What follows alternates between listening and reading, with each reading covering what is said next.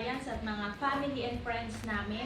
Ngayon po, ang lulutuin naman po natin ay ang ating greaseless fried chicken. Hindi po tayo gagamit ng oil, pero makakapagprito tayo ng chicken na napakalutong at crispy talaga. Masarap siya. Iba yung lasa niya, parang mag-seaweed. Yan. So ngayon po, ang gagamitin po natin itong ating 11-inch deep skillet. As you can see, yan, wala po tayong oil na gagamitin. At nag-prepare po ako ng tatlong chicken thigh. Ayan. So, asin at paminta lang po, salt and pepper lang po yung ginamit ko para maging malasa po siya. So, ngayon po, lutuin na po natin. Sa loob po ng mga 20 minutes to 30 minutes, meron na po tayong crispy fried chicken. Tara! Luto na po tayo.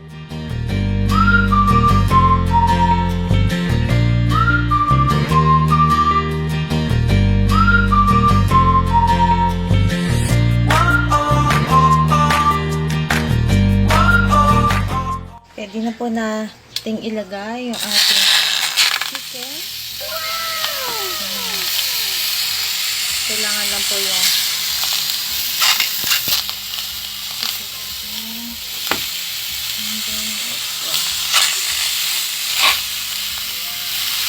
tapos tatakpan po natin siya medium fire. Ayan. And then maya pabalikan natin. Ayan. Nag-click na po siya, kaya kailangan po natin medyo slightly open para lumabas po yung crispiness niya. And then, medyo hinaan po natin ng onte yung apoy.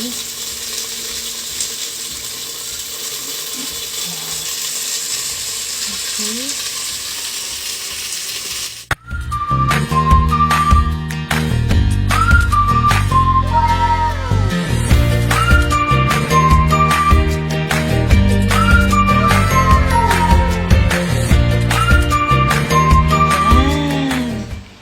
Ito na po yung ating crispy, delicious na fried chicken without using oil gamit ang ating 11-inch deep skillet.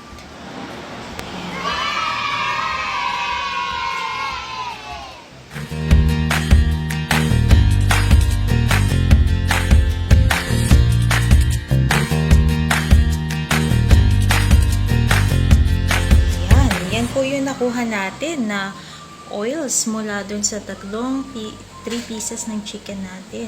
Kaya kung imagine niyo po kung makakain natin yan, babara pa po siya sa ating puso at hindi po siya healthy. Kaya pag nagluto po tayo sa Saladmaster, makakatipid na po tayo ng mga cooking oils at the same time, very healthy po siya.